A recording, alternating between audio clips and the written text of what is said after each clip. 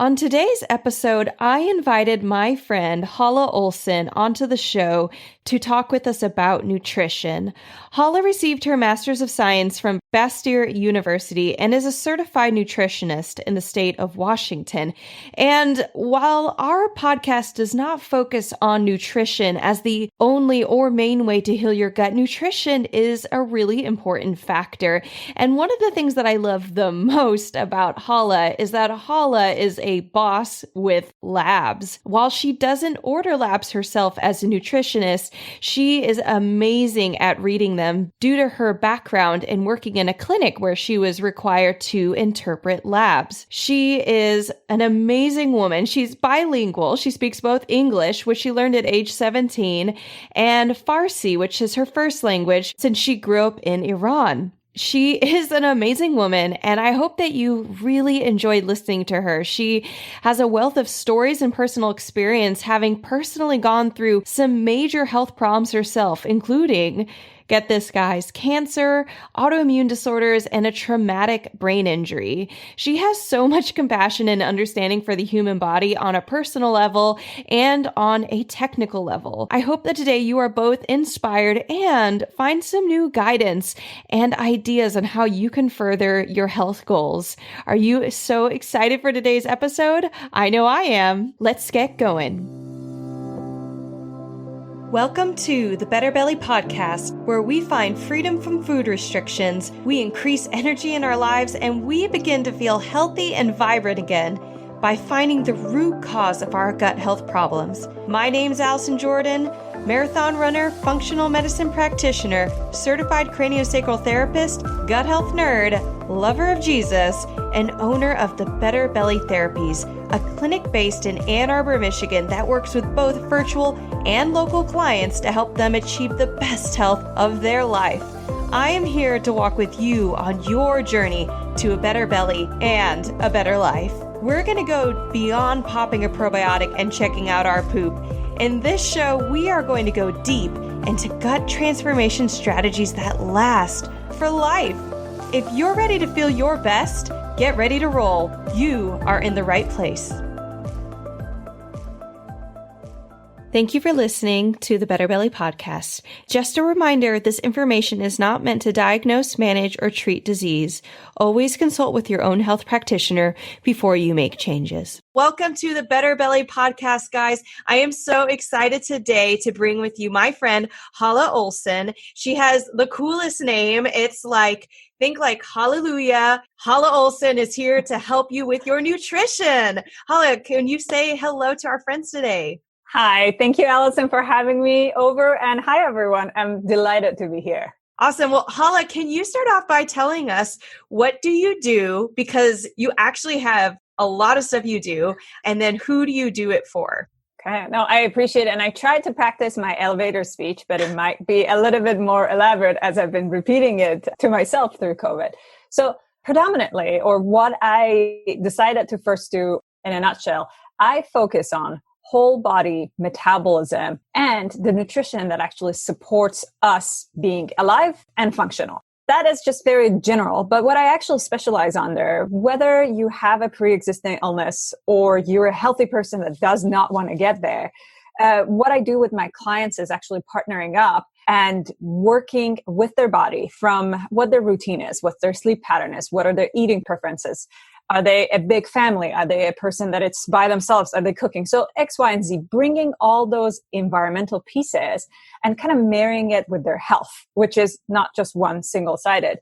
Throughout the years, I kind of started the traditional route of, okay, what the body needs and what's the metabolism made of, and was very blessed to be able to take that knowledge and actually expand it through different organ systems. I support the brain. I support the GI. Food allergies came in. When we started working with the microbiome, I was able to actually get into that. Genetics, sequencing, biomarkers, and then kind of going forward and looking at it, because I truly believe the body is a whole system. You can't just work on the hands and have something else come to me. My clients very much vary from the ones that have just been born. of course, I working with didn't their know that. parents. They are a little bit scary to me in a sense that they're so cute and so fragile, but I would say their parents are the first clients and then as they grow. But I have, and I'm knocking on wood, a healthy, thriving 85-year-old client as of right now that I want to be her. So it kind of varies through the stages of life. Health is not designed for someone who doesn't have it, or it's a privilege for anyone that wants to seek it. Whoa, can you say that again? Actually, I really liked that. Wait, I don't even think I could say that again. Well, you know how we actually, in our fields, we sometimes overeducate ourselves. So I read most places that health is a privilege. And I do understand that. But health is not a privilege that you can purchase by money. Yes, to seek someone, you should have the resources. But I think health is a privilege for a person who wants to seek it. I have had, it's been 18 years of many different grades and growth for me. And I have clients that were very financially resourceful, but the want or need or the direction that they needed to seek was different, was not lined up, or maybe their focus was somewhere else. And I was never able, with all the tools and all the things that we could purchase, we could never reach that level of health that we're looking for. And I have students or people that are on food stamp, but they are so determined and they're so focused and they're like a sponge. They take up anything that we lay down. That sometimes I actually have a client, a diabetic client, that in 1 year, from the worst conditions you can think of. And she really did not know what's happening inside her body. It wasn't a neglect. It was really lack of information for her. She turned around something that I medically have not seen happen in 12 months. I'm getting goosebumps. And she made it possible. So that was the privilege. She seeked it. She was asking questions. She was really, really on it. And not to say that the rule of 80-20, it's not like every single day she was delivering it. And actually, what's the rule of 80-20 real quick? Rule of 80-20 is remember that you're a human and all of us are human. If you set yourself for 100% of the time, you're going to get somewhere. If life happens, which life indeed will happen, you're going to get really disappointed or you're going to feel like you did not achieve the goal. Or I don't like the word failure, but a lot of us associate like I failed. In being healthy or seeking health, whether you're ill or not, that is not an option. 100% does not happen. I actually have 3 pre-existing conditions that kind of makes me me, but no 2 days are the same. So the 80 is put your intention, everything you can, to follow and read what your body says and ask your practitioners and physicians how they can support you and team up with you so that you can reach it. 20% of the time, I actually made a huge Instagram post about it.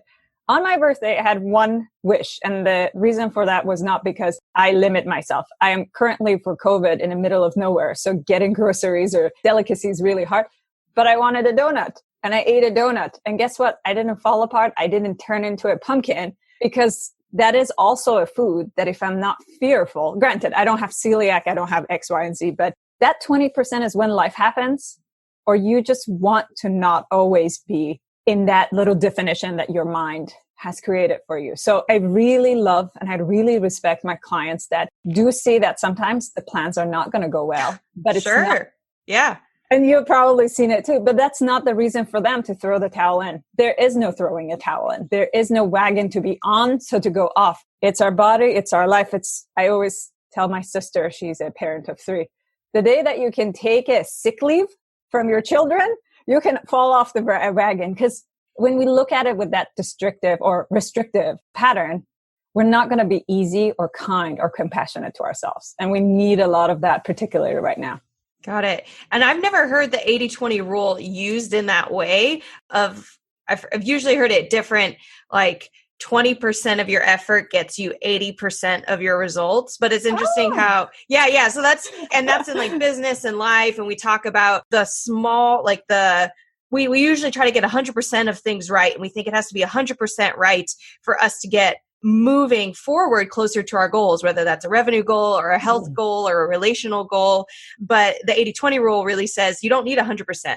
And so in your experience, what you're saying is you've seen clients, if they do 80% of that seeking right, like when they're talking to their practitioner and they're altering their meal plans and they're assessing their lifestyle, and then 20% of our days, like something weird goes wrong. You don't take your supplement you were supposed to take, or you don't get to exercise because you're traveling, or whatever it is, something just goes off, or you do eat that donut, and it doesn't just completely tear everything down. It just means we're just going to keep moving forward. And so, I mean, 80-20 rule in general, as long as it gets us away from the idea that we need to be 100% perfect to heal, that is so helpful, because it's stressful to try to be 100%, right, Haleh? I agree. No, I totally agree. It can't be good for the metabolism. Well, and metabolism, or, I mean, in 2020, I'm hearing a lot about immune system, which I have been talking about immune system with my clients since 18 years ago, not because I was a pioneer.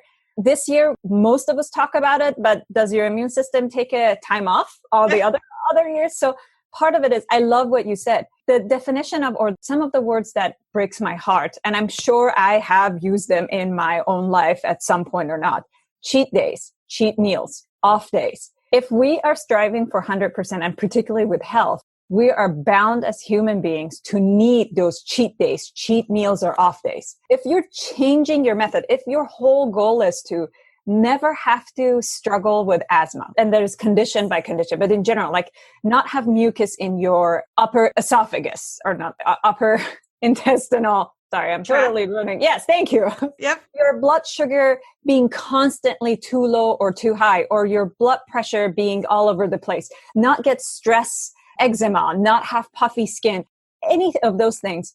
It requires, there are physicians, there's supplements, there's medications, but what is needed is you. Because all those individuals can tell you all the information. If you're unable to kind of grab that and utilize it the way that you need without needing a day off, then how are you going to maintain that throughout their life?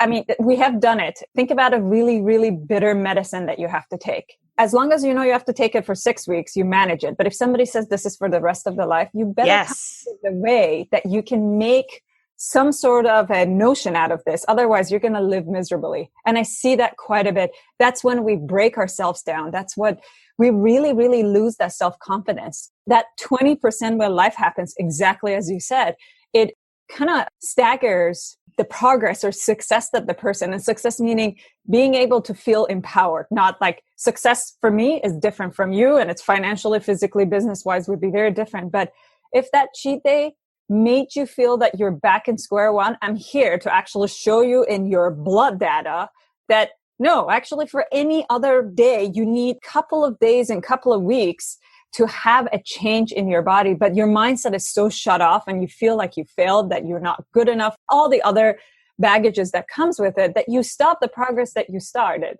That, and I jokingly tell my clients this, 2 ways I know how to lose or gain 10 pounds. The first one is cut off one of your limbs. It happens really quick. And the second one is, if you were in a cartoon Pink Panther, just drink a ton of water and have it go to your weight. Body doesn't change overnight. Usually when we notice that what we want to change is been accumulating over the years. So to want it to be gone tomorrow, it's unreasonable expectation we put on ourselves, and we can drive ourselves crazy. So I know I went on a tangent, but I love it when people really hold on to reality. They really change. And when life happens, they know they're not back in square one. They just know they're 5 hours away from making the next step back into their routine. So that's kind of my spiel on it, but I love it. I want to preach it, and my clients are like, yeah, I know. They know it so well, and I repeat it so many times that they start believing that, no, this is not a bad thing. It's just a thing. When you get into a pothole, is your car going to fall apart? No, you might need an alignment, but you don't need to go buy a new car. That 20% are the potholes on the road. And if anybody lives in Michigan or anywhere else, right, which is where we're recording this. Yes, as construction is a season, then you know potholes are, a lot of them are there, but you learn how to maneuver around them and get a great alignment. That's great. Well, Haleh, one thing I think we haven't even done yet 100% is tell people what you do. And then I'm also interested, could you tell us what your education is? Like, well, because you have a lot of educational background for someone in your line of work. Well, thank you for saying that. It was a case of not knowing, can I do the next one? So I started my undergrad specializing in herbal sciences, and that kind of turned into, I wanted to be a naturopathic physician. that changed quite a bit. My history or my compassion for medical world goes actually to the time that my grandfather got really ill with cancer. And he was given 5 months and he lived very, very strongly for 5 years. He passed away from cold. So his medical team, which had a nutritionist, a therapist, different integrative medication, surgeons, oncologists, they really inspired me to be able to give that time back to the families. Except I am not really good with needles. So when I was in school, I actually for summer, for fun, took one therapeutic cooking class, and that actually began my nutrition career. My first exposure and my first expertise was constituents. I am a biochemist by nature, and I really like to know that this does this in the body, and then what do I get out of it? And that's actually what I utilize as a modality for my clients when I'm seeking inflammation, not seeking or chasing it. So, and you chase that mainly through nutrition, correct? Yes, actually, yes. I don't know if it's a good or bad thing. I have so many colleagues, like individual entities that I like to work with. I don't have necessarily, actually not necessarily, I don't sell anything, but I like to teach people that if you're thinking that you didn't take your vitamin C and therefore so all is out, no. You have ways in things that are in your kitchen to be able to bring that back. And once people understand that benefit or the need, they actually become so accountable. And then the supplements and the medication can really, really help. So it started when they're eating the right foods. Exactly. Or eating the right food and combining it with the right time and actually bringing the other aspects in it. I know I have been that person that eaten a lot of good quality, supportive, nourishing food, but the predisposition of my gut was at the point that I was malnourished for more than 11 years without knowing. So yes. And that's actually something that a lot of our listeners struggle with is they're already eating a healthy diet but then they still feel sluggish and slow. And even their blood tests or tests they might take might say that they are nutrient deficient. I'm curious how you work with your clients, but for me, we're looking at leaky gut and we're looking at the mucosal barrier and we're looking at are there pathogens in the gut that are taking away from our ability to absorb nutrients. And so well, I already said that a million times. I love how you are and who you are as a practitioner because you're very unique. I honestly do not know many of you, maybe just one and then you in the entire time. So you're very complimentary because that's exactly it. With the combination, someone like you or a physician, when I can actually test for those things that are, or I love it, you actually do this in your practice, that you help people kind of like, here's your homework. This is what your body's saying. So now let's take it from point one and answer it. So for me, it's a similar pattern, except it starts with, so from that part, I studied therapeutics because I wanted to understand the biochemistry. Therapeutic of the what? Body. Therapeutic cookings. Therapeutic cooking. So modalities that preserve the nutrients in the food. Therefore, when you consume it, you're actually getting something. Got it. For instance, one of the crazy things like turmeric, it's talked about a lot. Curcumin is the active constituents, but how you cook it, in what food you eat it, when you eat it, what conditions can support it. People I see that take a lot of turmeric, not knowing that not all the turmerics are the same. Actually, sometimes body can't absorb turmeric. The curcumin is needed. It needs, a little friend or vehicle to take it, X, Y, and Z. And there's certain times of the day because of your biology, your body feels very burdened by what you have given it versus if you just give it 5 hours earlier, it's like, oh, thank you. I will be able to utilize it. So that was the first piece of my education of those nitty gritty stuff and why. Then I came out and decided for my master's, and it's supposed to be 1, but then somehow spun to 2. How do I get this information? And actually, how do I apply it to a real examples in a day? Because I was more like a biochemist. I could talk to someone, I could teach someone in a lab, but I really wanted the human contact because I have always liked the community and giving back to the community. So when I went back to school for my grad school, I started with specializing in human metabolism, actually talking about the whole GI from the mouth all the way to the end of the large intestine, but then specifically with the focus on autoimmune disorders, which there are a whole variety of names that goes under it, and the GI falls under it, diabetes and cardiovascular. That was in the school. And then when I came out, as luck have it, I actually work with a genetics company. I was able to actually get trained and be able to, once people do their DNA, associate and learn about their genes and know what genes express what. And if then got educated and got certificates in biomarkers, which you do that as well, and be able to put the gene and biomarkers together. And I'm like, okay, this was a real conversation that happened last Wednesday. A client of mine has a hard time with methylation. And for those of us that are not in, this is a jibber jabber, methylation. Please tell us. And you know it, but I just want simple, easy, actionable words. Methylation is a process that happens in many parts of your body. Technically, it grabs a raw or unactivated form of something, for the lack of a better word, and makes it active. So then you can actually utilize it in so many different parts. One of the main pieces that I was looking with this client is he's very prone for anxiety and depression, but also energy is nowhere to be found. His physician done the DNA test and we realized, so just like a light switch in our DNA, and this is a lot of going crazy, but these are my bread and butter. You usually need to have something, we call it allele. It's kind of like a light switch. You want them to be on or off, but sometimes they can be on or they can be off. And you're actually, because people will only hear this, so you've got two light switches and need them to either be both down and off or both up and on, but sometimes one will be on and one will be off, or like the other one will be off and then the other one will be on, and then you're not getting progress, right? Exactly. Or you're doing half the job. I mean, when they're both off, depending on what it is, you might be really in big world of trouble, but in a case of cancer, lucky you do not have that. But again, this is very generalized. In the case of my client, one of the downside was one of the most needed genes, the expression of it is it's actually detrimental. It's not critical, it's detrimental. Okay. One of his genes was not expressing. So he only gets half of the juice to do everything in a day in his body. And we didn't know that. Like, he's been taking vitamins and they're working sometimes. And the downside, like, this conversation happened. I'm like, oh my gosh, let's call him John.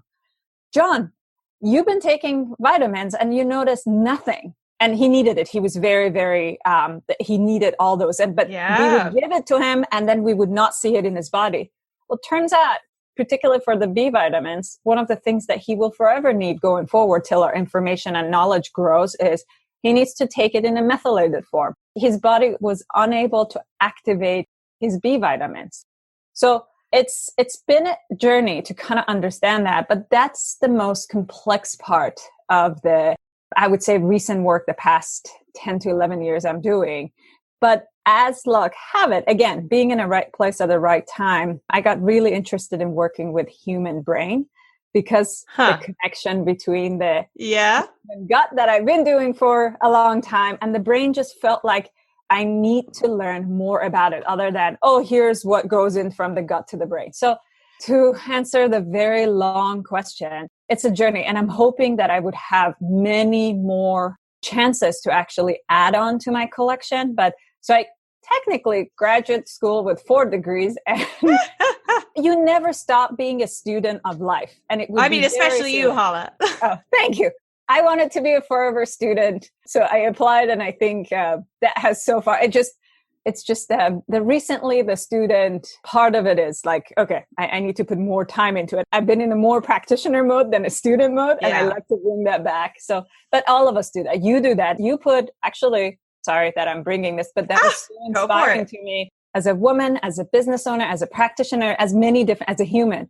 You really took the coronavirus pandemic and you inspired yourself. You kept yourself motivated and you actually added to your knowledge. I was really impressed. You totally, when people, this is not a judgment, when majority of us were so worried what's going to be the next step, you're like, I have no idea what the next step would be, but I'm going to seek this. And you add it to and you're doing great. So to the point, I don't think you're that far behind me, if not ahead of me right now. So, thanks, Haleh. Well, I mean, that was one of the reasons, though, just all your education and everything you said just now is one of the reasons I really wanted to have you on the podcast. That I think some of our listeners may or may not have heard of methylation. I think we're more familiar with the term bioavailable. Could you now, and I'm not even sure, would you say is bioavailable pretty different than because methylated is something you can actually look for, methylated, B vitamins on a bottle. That's different than bioavailable.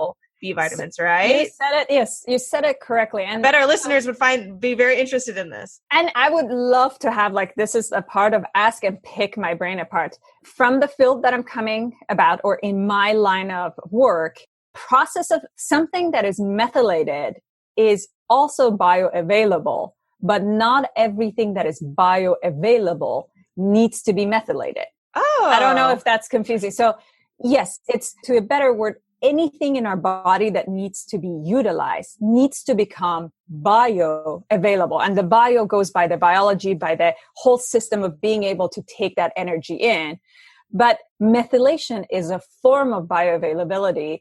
And it actually, for the B vitamins, so just because, and I always say, and I've seen that with a couple of companies, they have used it interchangeably, but I don't think it's the right justice to utilize it interchangeably. But yes, if something is methylated, more often than not, it's bioavailable. But because it's bioavailable, that doesn't mean it needs to be methylated. Okay. That's potentially, because what you're saying is some vitamins don't ever get, or some minerals or whatever we're absorbing don't get methylated. It's not correct, a step they correct. need. Like, okay. Yes, like your vitamin D, for example. I mean, I know there's so many experts out there. So please know, always consult with your physician. But as a nutritionist talking to you, like, your vitamin D is another form that you have a deactivated or not a bioavailable format under your skin. We call it D2. But through the sunlight or some other changes, it actually becomes bioavailable and changes format to D3. So depending on, and if you have a lab test or your physician has done it, majority of the physicians actually look to see, is your D3 in your blood test adequate? Very seldom they need to look at D2, certain conditions, like if you have a bone disease or autoimmune disease, we look at that, but that's the definition of, it doesn't need to be methylated to become bioactive, but it still needs certain entities or reactions to happen to it. Versus in our B vitamins, particularly folate and B12, if they want to become bioavailable, they definitely have to go through the methylation process. Okay. And that's, I mean, a great reason to work with someone like you who would know how to ask all those questions. And it's an area that I don't personally dive in as deeply, but you can see why someone who's going through a health journey, if they said that, well, I've already talked to my, MD, or I've already gone to a gastroenterologist, or I already do yoga, there's still some more things that we can do and think about of why are we experiencing fatigue, foggy headedness, bloating, with this climate, anxiety and depression, and just realizing, like, it might not be that your counselor is bad or whatever you're doing to help with perhaps the anxiety and fatigue. And so there could be just some other nuances going on. And in my practice, I actually call them vital voids, looking for like it's like looking at a big puzzle, and maybe most of the puzzle's there, but it's our job as practitioners to help someone find the little holes and say, oh, and I know what puzzle piece fits it perfectly, and not just cramming some other puzzle piece and be like, fit. Yes, no. Which, time, I would say a lot of us, and it's a common thing that we have done to undo certain things we have learned as a collective. I read a book, and I know it's not relevant to nutrition, but some of the words has always stayed with me. The word collective, because as a human beings, we are collective, but there is actually this message, like a child grows up, or a girl or a boy grows up, and they don't have to actually have a traditional family, but certain things become such a knowledge to them. And we always think about, like, how do you know that? I ask my nephew sometimes, like, where did you learn that? Particularly when he was not watching any TV. So as a community, as an unspoken collective, we have rules that are banned down. So our expectations, we always go, I have a client that actually came to me, and I love how you actually said it, that the analogy or the visualization of pushing that puzzle to go in, you said it beautifully. And if it's okay, I'm going to utilize it. Use it again, please do. But she was so disappointed. She's been working with a couple of really phenomenal practitioners and physicians, but with not much of a success. And to your point, it exactly came down to, I mean, I honestly looked at it and I said, I don't know exactly what could be wrong, but you have your visit with your physician. Would you be willing to connect us? And I would ask for certain tests. This is a blood test. It's going through it. You're doing that. Can we look at this? And when it came back, it was two parameters that if I didn't know what to put next to each other, all the physicians, all the practitioners were giving her the right information. What was missing was that link. There was a little bit of red flag here and a little bit of red flag in a complete different test. But both of those actually spoke. And when you put them together, you're like, that's what you're seeking. So I love it. Wow. What was do you remember what was the thing that she ended up having to do, or what was the test saying? Is it easy to describe? Yes. I'm so curious. Yes, it actually goes to your expertise, which I like to say that as a nutritionist, somewhat I support so it turned out to be, she didn't have that much of I'm going to throw some words out there. So her overall inflammation marker, her CRP, wasn't that high, but it was borderline high. But what was it that actually gave us? She did a test called GI mapping. Yep. And, there's different names for it in different parts. So you actually look and see what is going out in your bowels that should be actually in your blood and you're missing. Yes. And she never had undigested food. She never had her blood samples, her urine samples, her, stool samples were all fine. Except we started looking for, water-soluble vitamins are usually the one that you can find more traces of. But we noticed her vitamin A was not low, but there was a ton of it in her stool. And she was taking a lot of it, which this is a fat-soluble vitamin. If you find a high volumes of it somewhere, you are more prone to have toxicity. But also, why is it nobody touching it? So that actually kind of brought us, and she did an endoscopy. There was no necessarily big parts, but we decided with one of her physicians, okay, we're going to treat her for leaky gut syndrome. Yeah. And we're going to bring the food. We're going to teach her about the modalities. Her physician was supporting her with the supplemental. And I think she ended up using an anti-inflammatory medication for a short period of time. And for my end, it was bring the L-glutamine and making sure that she was animal product eater. So we did a lot of bone broth, and I kind of taught her how she can cook her food and what times and what discrepancy. We worked with her blood sugar regulation. So all that, her body wasn't getting too much food or too little food.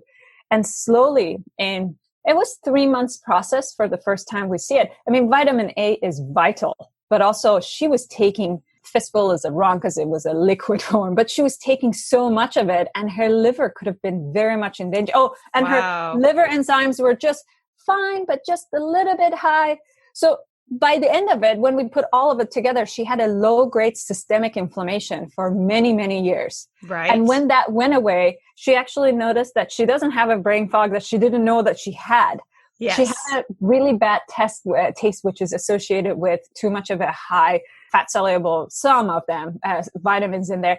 That was gone. She actually noticed that she had dry mouth for a long time, and now she had adequate saliva.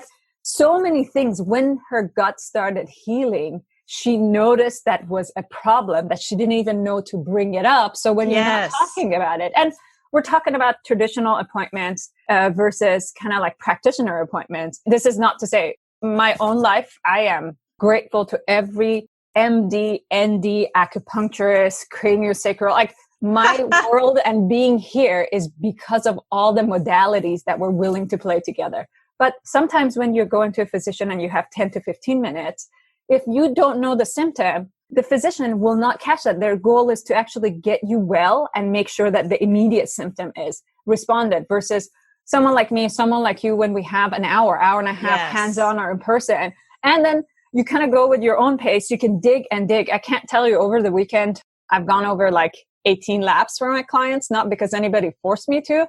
It's because I'm I can read a book or I can read labs. It was whew. And actually it helped. It really helped two of my clients, something that it was right in front of me. I'm oh, look at this. We have a little bit speck of white blood cells. And I just didn't even think about it. So long story short, she's doing so much better. But that was everybody. And she had such a great team because I talked to many of them to try to find out. It was just we are those weird links, I think, sometimes that you're I think and think. And we did it with food and mostly supporting her body. One of the biggest things that I think you talk to your client quite a bit. Yes, we manipulate you and not in a bad way. Reteach your body where it should be, and particularly in many of the hats that you wear.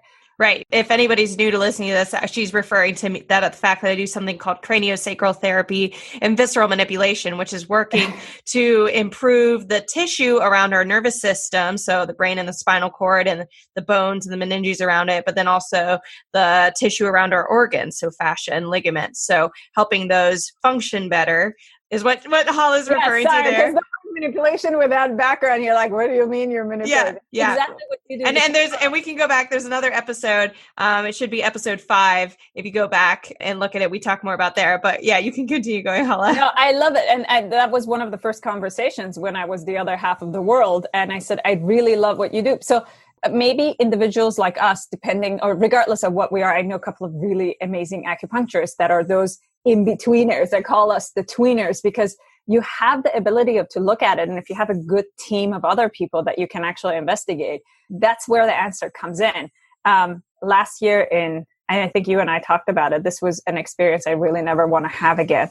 Last year in June, I was in a fender bender that I didn't think anything of. And for 3 months, I couldn't hear, I couldn't see, and I have lost my depth perception. So I didn't know that. It was a really crummy brain injury from a whiplash. Like I didn't hit anything, but it was enough to actually give me a couple of contusions and massive concussion, which unfortunately the hospital, they did let me know, and every precaution was taken. It were really good, but they did let me know that I had a whiplash. But within 48 hours, my concussion begun and nobody really checked me after that. Oh. So when you and I met, the person who actually I don't remember much about the September of last year. And when I would say your W, a practitioner who's no longer practicing, was able to move my central nervous system back into its place, which she described that, and I probably am butchering this, and that's the value of, I'm a nutritionist. I wasn't even able to think to know what modality I needed to do. And needless to say, at those points, particularly if you're doing something, find the next best person and give yourself to them because you should not self-diagnose. But I totally agree with that. I think for our listeners, knowing that, I hope it's actually encouraging for them to hear that, because I know when I was going through all of my gut problems that I wasn't an expert at that point, and I wanted to self-diagnose. I wanted to go find a blog and figure out, do I have candida? Do I have, I looked at everything. And, but I have learned that even now that I know even more, if I'm really struggling with something, I don't care if it's a shoulder injury or something in my gut. I mean, I can take what I do know and try to help myself. But if it's persistent, I find someone else. I mean, you really just need a second set of eyes on it. It's like finding an editor for your paper before you hand it in to your professor. You really just want a second pair of eyes. And this is so easy. I mean, maybe this is bad to say. I'm a woman, so I don't know how to be a man, and I can't know exactly what a man feels. But for us, because we're multitasker, sometimes it feels like, and with the knowledge on top of it, you're like, no, I can figure this out. My autoimmune disorder, I specialized in autoimmune disorder before I knew I had autoimmune disorder. I have something called gastroparesis, which is really rare. And I did not sign up for it. This is not like, it was like, oh my gosh, I don't even know how to deal with it. I actually had 2 nutritionists, 2 of my really good colleagues, to help me out because I did not know anything that I could, because your view of yourself becomes skewed. In 2018, I had to go through the very early stages of breast cancer. And with that, my first 70% of my clients when I started my career was cancer patients. I am devoted. I close my eyes and I will tell you all about it. This is what I am. It's not what I do. And I could not even remember. I remember sitting on a couch going okay, what is breast cancer? Which organ am I talking about? This is after my oncologist. It's in my own body. And I couldn't remember okay, am I thinking about lymph? And I had to stop myself. So when the brain injury happened and I realized actually I missed a couple of appointments, personalized appointments because I couldn't actually work. And somebody said, Haleh, do you not realize that we met? I had no idea I met with this individuals. It was that bad. So yes, to your point, I love that we have technology at our fingertip, and being able to search something is so busy and so easy. And sometimes we think well, it doesn't cost. I have to go see Haleh or Ellison, and that might be a financial cost. I tell my clients, my goal is not to bleed you every cent. My goal is that you learn who you are and your body chemistry. And if I'm deleted from life or you decide to move to the moon, you be able to read your body and have that trust that you know the basics versus going like, okay, let me go look at it online. And again, not to say I for all the years of being that, I'm sure I have looked things online, but there's a place and a time for it. So I had to 3 times in my life, and I'm hoping there is not a 4, because unless I'm a cat, I'm all out of budget for life tokens. So it does, not because I'm a practitioner, but I have had, and I'm sure, Allison, in your career, have done that. I've done a lot of, if you find the right practitioner and you're really motivated, I have even done pro bono work for someone for a long period of time, because once they were better, what goes around comes around. I really believe in that. So don't be afraid to not self-diagnose, particularly if something is persistent. What you invest is, yes, it seems like you're paying someone else, but it took me 15 years to figure out I have an autoimmune disorder. I was diagnosed at, well, Haleh, you're a nutritionist. It's so bad that your weight is so high. And I like to share those photos with everyone. I don't like it before and after. I'm like, I was a nutritionist with the brain, with the education when I was at 200 pounds. I am a nutritionist. I have a brain. I'm still that quirky and weird sense of humor at the lower weight. My weight doesn't define me, but what my weight, low and high, when I was diagnosed with with the gastroparesis, I'm 5'9". To put it how scary it was, I was 117.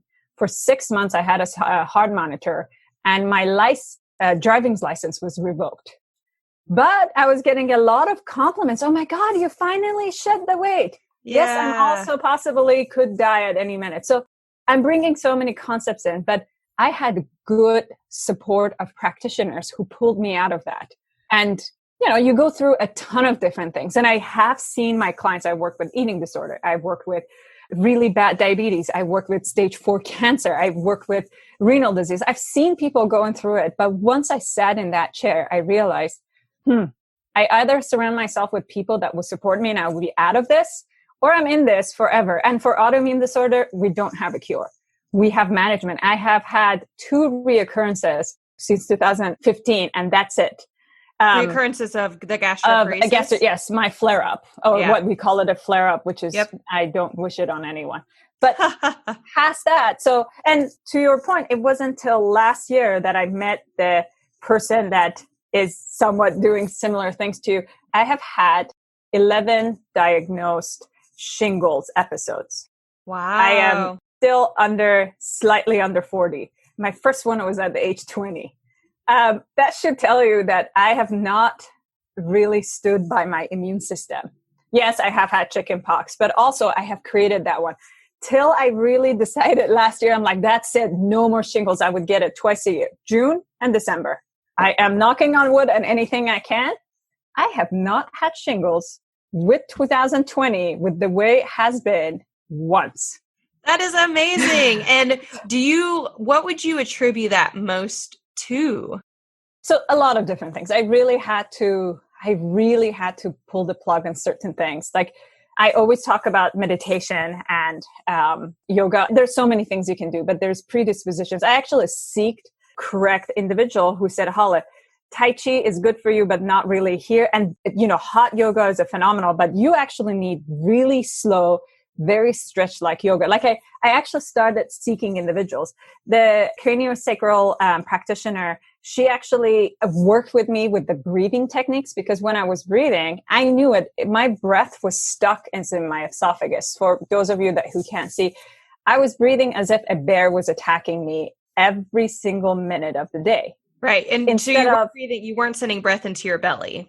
Exactly. And actually, could I say something about that? So I work with lots of people with acid reflux and gastroparesis. It's actually one of the most common things that I see with people. And very, very commonly when I get these people who are having acid and their stomach's not emptying and they're feeling quick feelings of fullness, which they don't even realize is a part of having a GI disorder. If you feel hungry, but then you try to eat and then you feel either nauseated or full really quickly, talk to someone. I'm sure, Haleh, you know about it. Talk to Haleh. No, but you.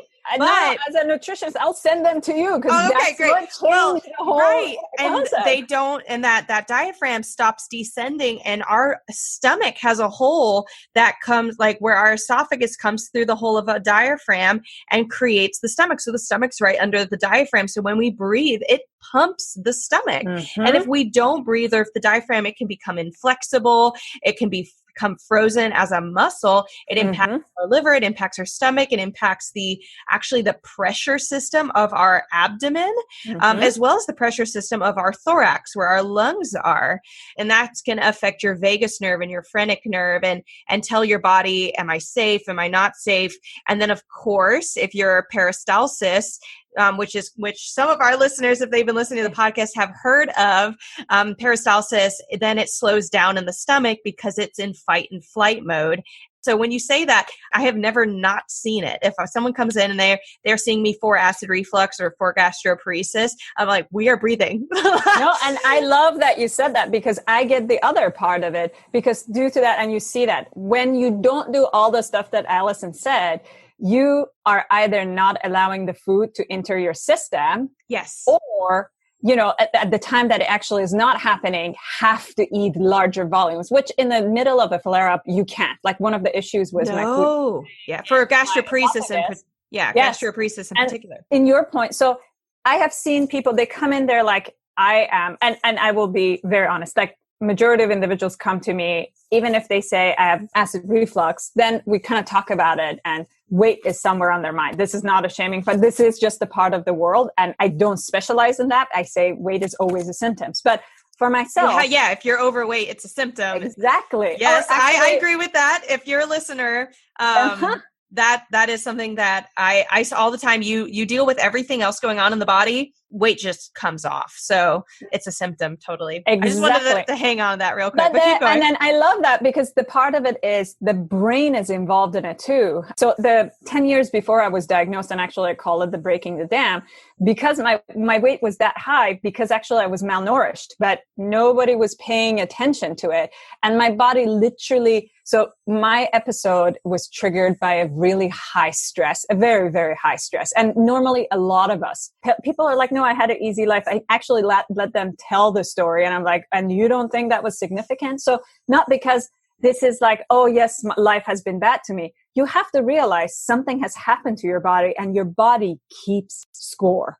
There is so many times it will work for you. And then one day it's like, I'm out. And that was the day that I lost 20 pounds in 3 weeks. And for those of you that they're like, oh, that's amazing. No, that was not water weight. That was my muscle mass. My heart is also muscle. I started cannibalizing my own body, and not me eating it, but my body started eating itself, because to the point of Allison brought, the malnutrition has gone up. The body's going to break itself apart. And the mental fog, the depression, the anxiety. I remember actually if I slept, that's a different part. But if I woke up in the middle of the night, my brain had so many chatters, and I work with that. I get to see the symptoms, but unless you heal all parts of underlining, I can tell you that, I have people that are phenomenal, intuitive eaters, but they're not ready to work that underneath. Like I talk about cortisol all the time. I talk about having practitioners. I talk about chiropractor, manipulations and acupuncture. Like all of us come together. Each of us are a slice of a pie, but I love it. This is so personal for me. Sorry, I'm bringing it up, but it becomes an issue. And then we feel like we're not getting where we want to get. Well, what are you looking at? When you look at a symptom as a problem, symptom is not a problem. Symptom is telling you there is a problem. But whatever it is, like I had a client that kept saying, I have this problem with my fingers. It's tingling. Tingling is not the problem. Tingling was the symptom. And this was a very quick one, because I said, and this person was eating so beautifully, so managed, but many, she's in a sales world. So before this 5 months, she actually ate once a day, because it also helped with her weight. Well, guess what? There's a biomarker in your body that's very important. It's called hemoglobin A1C. That just tells you the past 90 days where your blood sugar has been. You like to keep it, let's call it under 6, but 5.7. And then somewhere between the 4.6. These are kind of numbers you don't need to remember. She had an 11. So that you know how far it was. Wow. Didn't have a heart attack was incredible. But and that's from eating one day a week or one time a day. Yeah, one time a day. And she was eating salmon. She had vegetables. She had a very balanced meal, but she had a larger meal. It was at the nighttime. And then she would have coffee throughout the day, really high quality coffee, making sure there's no pesticides. She was hydrating, but one meal a day. That was her pattern up to 5 months before I met her. Wow. And her whole body, like that was a tangled mess that she did an incredible job. She still is working through her journey, but the repercussions that has come from that is we're going to have a few more months. This is going to be a kind of a lifelong relationship. And I tell my clients, my goal is not to have you here, but I am so happy to say I have clients from 10 years ago that they are healthy, but because they are where they're at, they're like, they show up once a month, once every 2 months, like clockwork. Like we don't want to go back there and checking with you. It keeps me accountable with making sure that I'm not, because it's easy for us. Once the necessity or the pain or the discomfort goes away, I being one of it, sometimes if it's not a second nature behavior for us, it's easy to be replaced, particularly days and times in our life with something else. Yeah. Well, Haleh, gosh, I mean, I personally am looking forward to re-listening to our conversation. You are such a wealth of knowledge and you walk the talk. Like you have lived more illnesses than you would want anybody to experience, as you said, but you really have experienced personally what it's like to be sick. And you have your before, you had your knowledge, you've had your after, all of your education, and you really have that inner body experience of what it feels like to be sick and a lot of compassion clearly with your clients. So I'm sure that there is somebody who's listening who would love to connect with you. And so where can we find you online? And if someone wants to work with you, how could they work with you further? Allison, you're really kind and I'm honored to be in the field that I am. So if I can add from my personal experience to kind of help someone go through it, I really have fulfilled my life goal. But to get a hold of me, so you can actually directly go to my website, which is www.honu Nutrition. It's HONU and the word nutrition.com. And a little tidbit, Honu stands for a sea turtle. And in a Hawaiian culture, sea turtles were in a lot of old tradition. Sea turtle is a symbol of navigation. If you leave them anywhere in the world, they're always able to find their birthplace. So I like to utilize that analogy as let's come back to our body. You can also find me through my Instagram, which is Honu Nutrition in one word. On both of the places, you can there's a link that you can kind of put, and I offer a 20-minute free consultation. So I really highly encourage you. You don't have to jump into an appointment. Test me out. See if we're a good cup of tea. And then those are the two places currently that I'm active, and you can find me to, connect and ask any questions. DM me, text me. And also I'm no longer Washington based, but my number is Washington based, but you can also email me at Haleh, HALEH at Honu Nutrition. And you can get a hold of me, area code 425-442-5209. All that information is on Instagram and my website as well. That is awesome. And I love your little sea turtle thing. Another thing that I do want our listeners to know, if they're listening to this, you are fluent in another language, correct? You are very kind. Yes. So that's where the accent comes in. I actually was born in Iran, and Farsi is the first language I learned, and English is the second language I learned at the age 17. So, but I lived so many different places, and my ears and my accent is kind of a mess, but thank you. These days, I actually don't know. Some days of the week, I don't know what language I'm talking. The dog looks at me and goes like, I think we're going for a walk, but I'm just going to guess. That is hilarious. So yes, for our listeners, if you know anyone who feels more at home speaking Farsi, I've actually referred someone to you who messaged me and spoke and I looked at her and she's like, I'm sorry, my English is a little broken. And I was like, what language do you speak? And she said Farsi. And I said, you need to talk to my brother friend. Yes. So, just huge, because not everyone in the world speaks English, Haleh. Yes. And actually speak in between as well. I don't know what that is, but just because I was older learning English, I would say I really appreciate you were amazing to that client. Thank you. Well, I know you have one resource that is available now if clients just want to get something from you. What is this? Can you tell us about this resource and where people can find it? So right now, and then it will actually move on to the Instagram as well. On the website, under resources, there are a couple of gems that you can actually utilize. I like to accumulate book recommendations, or actually one of the things I have been doing during the COVID time is so many of us are getting fatigued from cooking. So I have put together a couple of recipes. It can be specific to the condition that you have, or it can be a generalized, and they're all labeled, but that is available. And I'm going to constantly put things in there, but you don't have to, even if you didn't want to say, have a session, you wanted to just come by and say hi, check out the under honunutrition.com, check out the tab for resources, and you will see all the things that are, all the goodies that would be available to you. Yes, so that is honunutrition.com/resources, and we will also have that link in the show notes. Well, awesome. Haleh, it was so amazing to be here with you. I'm sure you've given our listeners lots to think about methylation and even about other ways to be healthy other than eating clean and eating, right portion meals. We've talked about breath work. We've talked about, I already said methylation, but again, just like our ability to absorb certain things, and that, it is amazing to work with multiple people to get their eyes on your body. And really, there are answers for things. And you're living testament to that, Haleh, an answer for some of the hard illnesses we can come across and still live really vibrant lives. So thank you so much for being here with us, Haleh. I really appreciate it, Allison. Honestly, just being able to have someone like you in my life, not just personally, but, as a practitioner, we are stronger by the people that we surround ourselves, and our success stories are our client success stories. So thank you for the listeners letting me go on about all the things. There's so much mystery to the body, and I would never claim that I know it, but with, collaborative work with people like yourself, Allison, who are just very, very motivated to seek that help for everyone that walks through your door. I'm happy to be a little bit of a tiny resource in this corner. And thank you for having me on this show and giving this time. You're welcome. See you, Haleh. Thanks. Good. Bye-bye. If you love this episode, we have so much more coming down the line. Subscribe so you never miss a beat. And if you love this episode, take a screenshot and share it with a friend.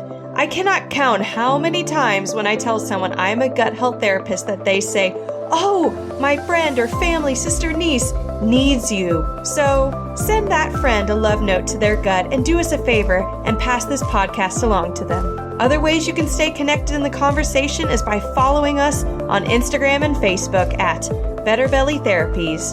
We love connecting with our listeners, and it means so much if you drop by and said hi. We'd love to hear what you thought of the episode and see what any of your major takeaways were. And in the meantime, I'll leave you with my favorite quote: "Miracles are immediate. Healing takes time."